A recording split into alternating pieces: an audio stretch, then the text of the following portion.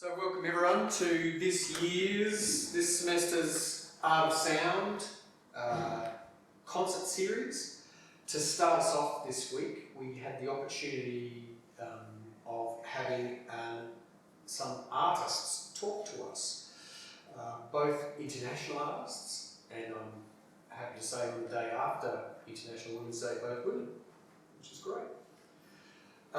Jo Truman is a singer and composer and performer from Australia and has worked with lots and lots of amazing improvisers, both here and overseas. John Cage, Amanda Stewart, Jim Denley, some of my favourite artists and performers. Tony Buck, gosh, amazing.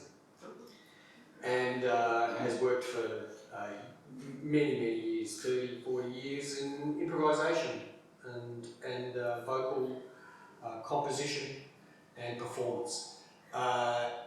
And she has brought her collaborator from Iceland, Hildigunnur Ru. I hope I've pronounced your name at least close to. Pretty good. Okay, thank you. Who is a composer from an academic at the Icelandic Academy of Arts. Has composed for film and TV, and so is well known in Iceland for that. And they've been collaborating on an opera, and so it was performed last year or the year before? Year before. So of course, like you and me and everyone else around the world, COVID has impacted the performances and the dissemination of this work. But we're very fortunate to have both Hildigunnur and Jo here to discuss the work and the creative impetus for it. And one thing, I don't know if I'm being sort of presumptuous here, but I hope what comes out is this idea of collaboration, that in all music, even when we're playing solo, we're collaborating with the people around us, our rehearsal spaces, the audience. So without further ado, please welcome Hildigunnur to the stage.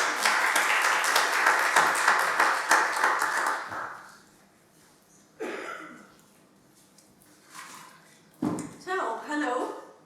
Where's my mic? It's here. I'm very happy to be here. And The mic is the loud that one. That's good. That's actually quite good because my computer's here. I'm actually going to throw this up. If I don't speak very clearly, you can actually basically read what I'm saying to start with. Hello everybody, and thanks for showing up to get to know me and my music and more. I'm honoured to get the chance to be here in Sydney. I'd like to thank for that opportunity. I'm born in Reykjavik in 1964, studied in the Reykjavik Conservatory of Music towards a B.Mus in theory and composition. It wasn't a formal degree, but recognized as such when studying abroad. Then went on to have private lessons in Hamburg and Copenhagen. Besides being a composer, I teach composition, oral practices, writing for the voice, all sorts of sight reading for singers and more. In the Iceland University of the Arts, he said Iceland Academy of the Arts, which just changed name, so to Iceland University of the Arts. And in a couple of other schools in the Reykjavik area. I'm also a singer and a fairly decent amateur violinist. Being a singer, both solo and choral, quite a lot of my compositions are songs and choral pieces. Not really by choice, but most of my commissions are from choirs and singers, since I've sung in choirs since I was very young, as does my whole family. So I can say my sister's here along with me. She couldn't be here today, but she's along with me and she's actually singing the opera on Saturday. Still, I've also written instrumental music, of course. Let's maybe listen to a couple of short moments from a piece for violin duet. There are 10 movements in the piece. This was premiered in February, or not this year. I just changed this from another, but a few years ago. So I will have to look here.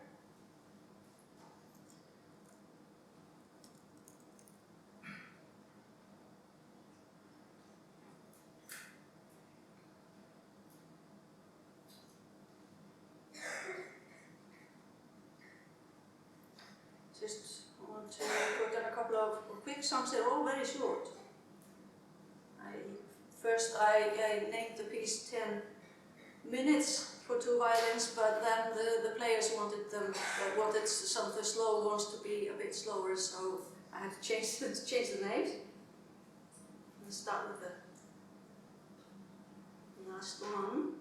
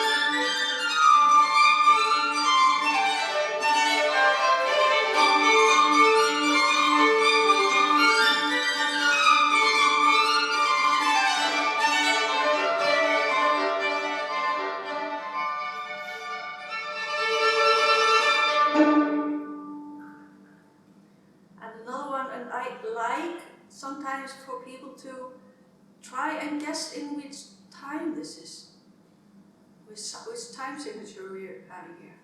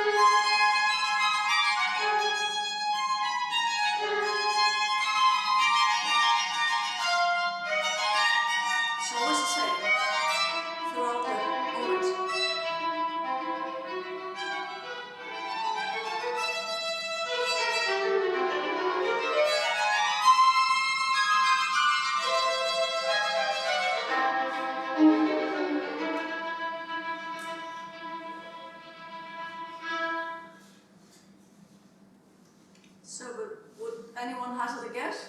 Yeah. I've had the correct answers a couple of times. 9/8. Hmm. 9/8. No. It's more weird. Somebody say something? No, I was going to say 9/8 as well. I thought it was a 9. No. No. You can't really count a 9. It won't fit. It's actually no. It's not 7. It's 13. This is 1 2 3 1 2 3 1 2 1 2 1 2 3. All the time, all the way through. But it's fun. I like playing with rhythms. As you probably hear, my music is rather tonal or maybe rather modal. I don't really write atonal or 12-tone music. Not that I don't like it, because I do. But I just think my atonal music is horribly boring. So I leave that to my colleagues. Fortunately, by now, it's absolutely allowed to write music with a focal point, tonal point. When I was starting out about 30 years ago, I frequently got asked, how daring of you to write such music? This is so old-fashioned. But no more. I've always said it's no better to copy Stockhouse and to copy Mozart. What's more original about that? So you just sort of have to find your own voice. I'll just choral piece from that time. And when I get to my sister, who's actually going to be singing, you're going to hear a bit more of her stuff later on, when she graduated from junior college. It's probably my greatest hit, as it's been sung far and wide and is already on quite a few CDs from in various parts of the world.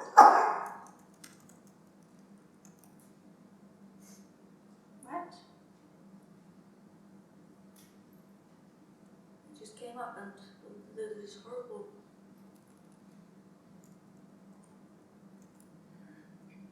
There it is.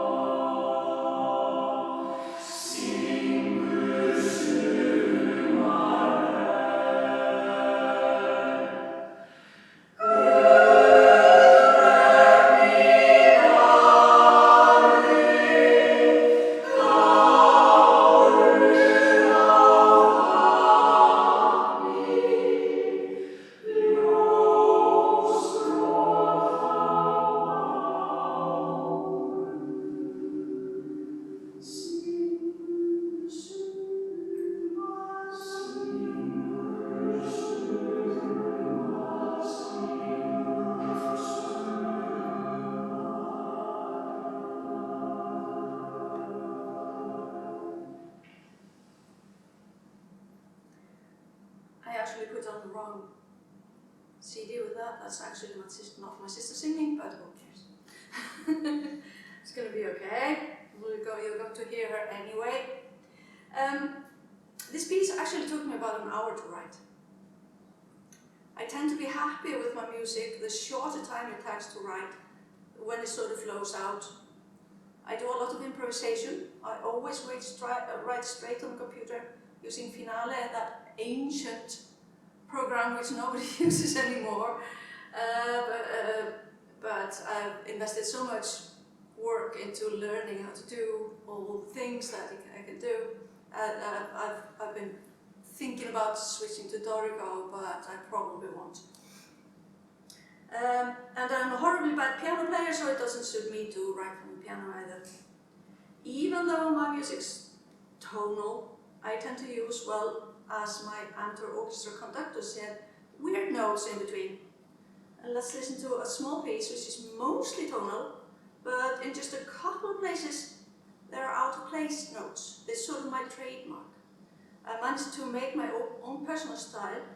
Also, I don't really use harmonic transposition all that much, rather jump between modes abruptly.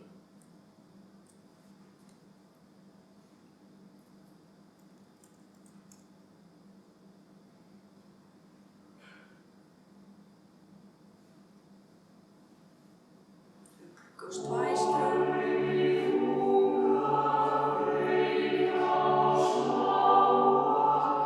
Very traditional guitar.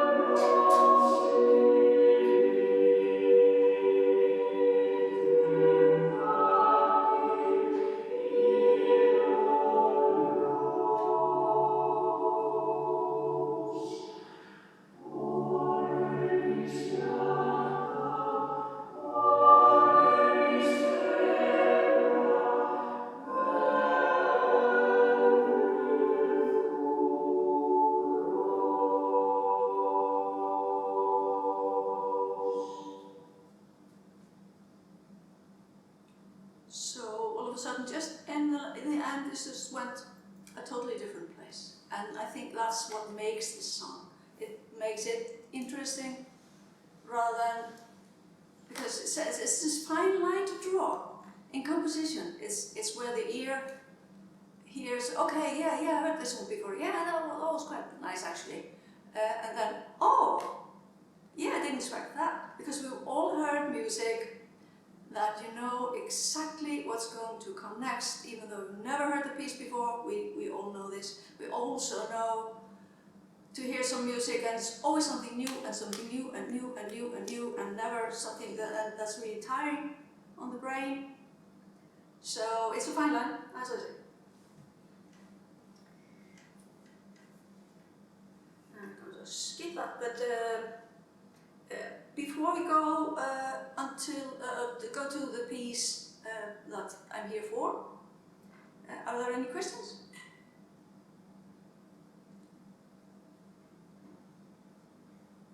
No? Fine. The piece played in the concert Saturday, because we're having a concert in Saturday, has been long in progress. So I'll ask my librettist, Jo Truman, which has already been introduced here, to come up here and we can talk a little bit off the board about how that came to be. Just going to.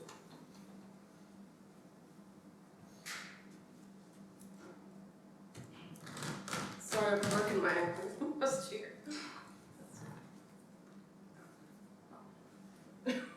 Climb up here. Okay. Actually stairs. Anyway. Okay, so some, yeah, this is alright. Anyway, You want to start? you want to start to say when? Alright, I'm just, back in 2010, I was at the Choral Festival in Glenbrook, and it was a branch of the ISCM World Music Days, I think. And at interval, a couple came up to me with unusual accents and we just started talking about bushwalks around the coffee urn. And me and my friend took Hildigunnur and her partner John for a long bushwalk the next day, and we found out that we had quite a lot of interests in common, and so we exchanged CDs and decided to embark on a collaborative project, which is actually developed solely online, almost entirely online. And the idea was that I write the libretto, and she composed an opera.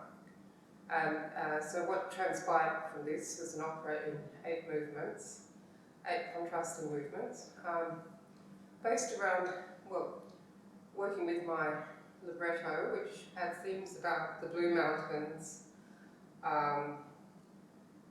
Blue Mountains ecology, the Blue Mountains as sort of perceived through, in my imagining, of course, through the eyes of a wild cockatoo that's flying across the mountains.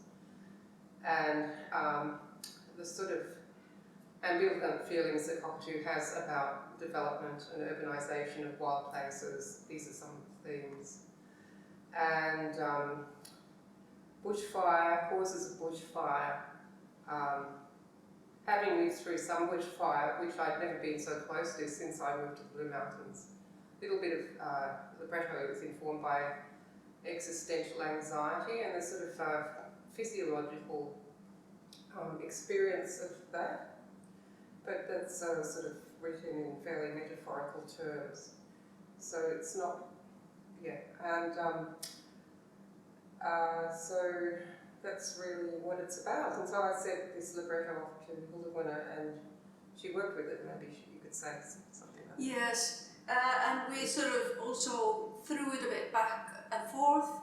And I say, well, maybe this movement, this stanza could be a little longer, or she said, well, okay, I'd like to change this, and then I changed it in music, and so this took about, I suppose, about 3 years, Yeah. something like that, until it was so finalized. Then I tried to get it performed in Iceland, in Reykjavik, but it was really difficult to get grants for a setup, a production of an opera, even though it's small in that sense, it's not long. It's about 40 minutes, and which is not long for an opera. Only one singer and 6 players, 6 musicians, string quartet, oboe and clarinet. But I didn't manage until 2 years ago, or actually, yeah, 3 years ago, to get somebody interested in producing it as in a concert setting. Yeah, the idea was that I was going to sing it, But then we had some, but then there was COVID and we couldn't travel, so yeah, Hildigunnur's sister came to the rescue. She's much better at the high notes than me. I mean, so she's more, I think, more suited to the work, really. she's actually very good. And she's actually performing it on Saturday. Yeah, we came here, the 2 sisters. The 2 sisters, and we'll probably visit the 3 sisters before we leave. So maybe there's actually we had in the concert we had an earthquake, because Iceland is of course a very active volcanic zone, and just before, just a month after we had this concert, we had an eruption quite close to Reykjavik. It wasn't a big one, it was a small one, it was a tourist eruption, as we call it. But in the time before that, we'd had quite a lot of earthquakes. So in the concert, we had an earthquake, and actually like to play the movement with the earthquake. It's just in the end of the movement. Let me see.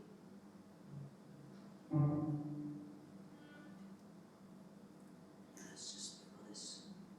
This movement is only for the strings and singer, and the strings are playing pizzicato almost all the whole time.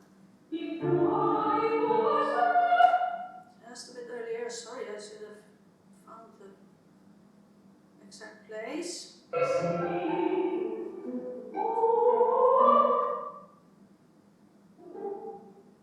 It's almost the start.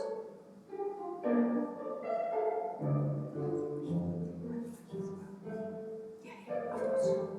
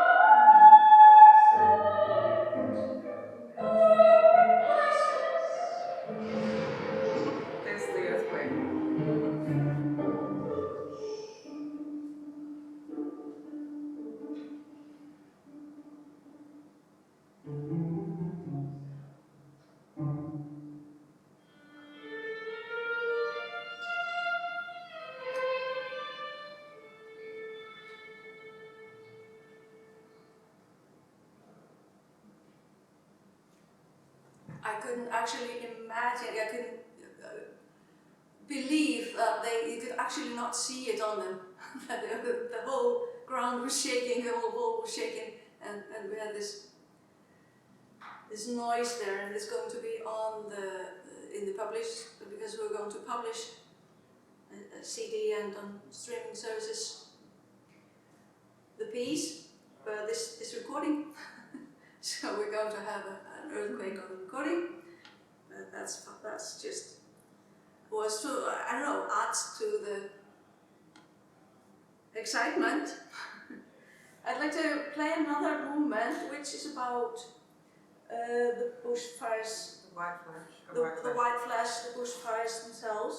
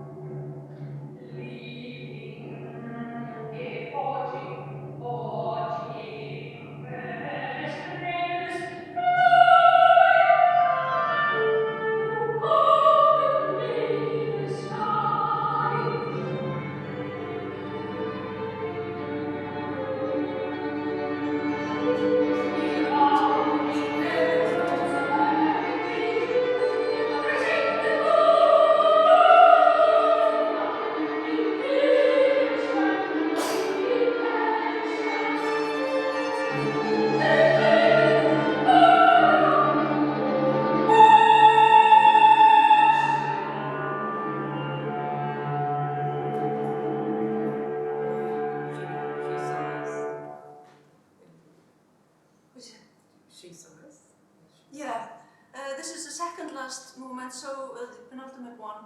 Maybe we just play the last. Oh, sorry, you probably can't hear me. This is the penultimate movement.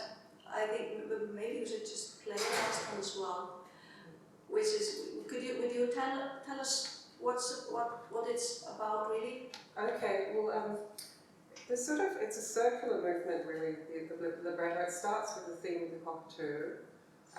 The cockatoo represents all animals basically, and it sort of morphs into the human experience, but also there's a reference to disappearance and being invisible, which a lot of animals would have experienced, and in the aftermath, within the bushfire experience, and and then it concludes.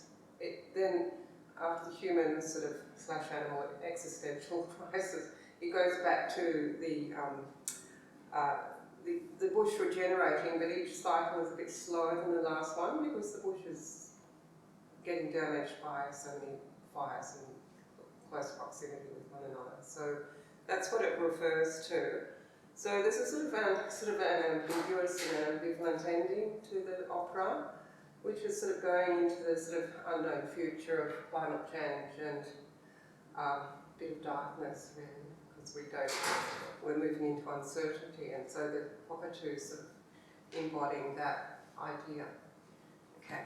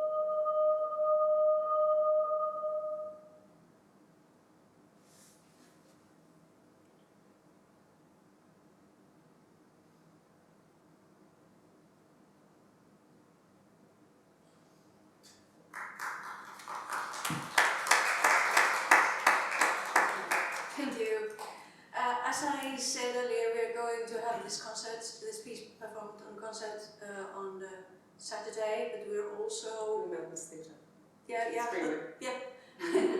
I'll throw that ball over to you just in a second. Okay. I was just going to talk about, because we're also premiering copy pieces which I wrote also for this occasion. So this is world premieres, and it's about the fire in those two countries we have. Those different types of fire danger, the eruption, the volcanoes, and the bushfires. So it's one Icelandic with Icelandic text about a very, very bad eruption that killed a lot of people and put the whole swaths of land under lava. And then about The other piece is Hildigunnur Ru. the text by Kirsten Toner. Hildigunnur was looking for some more text, and I have a fine writer friend in Hildigunnur Ru, Kirsten Toner, and sent some work, and she really liked that piece. And that's also a bit about a void as well. It's about the void that colonialism creates, basically. And that's what the author was talking about in her area where she lives, that sort of void. And there's other pieces, new pieces by women being performed in line with International Women's Week, or Women's Day. Rebecca Daniels, who's the director and first violin in Knimbla, who are the quartet performing the opera. She's playing her bushfire suite, like 3 pieces which reference, or inspired, I should say, by the bushfires, and written when she was away in England and the bushfires were raging close to her home in the Blue Mountains, and how these pieces formed in her mind as a response to that experience. And there's another piece by Susie Bishop as well, which is called Lullaby for a Broken World, that will be also performed by the Murray Project. So the Murray Project on the first half of the concert. So it should be a really kind of, rich night of incredible music. Thanks. So I just wanted to throw up this final photo which I took of, this was a couple of months after the premiere, and this was the eruption that caused the earthquake. And I went to a helicopter ride and took this photo and a lot of others. So that's actually just about 20 kilometers from my home. Okay, thanks everyone. Thank you very much.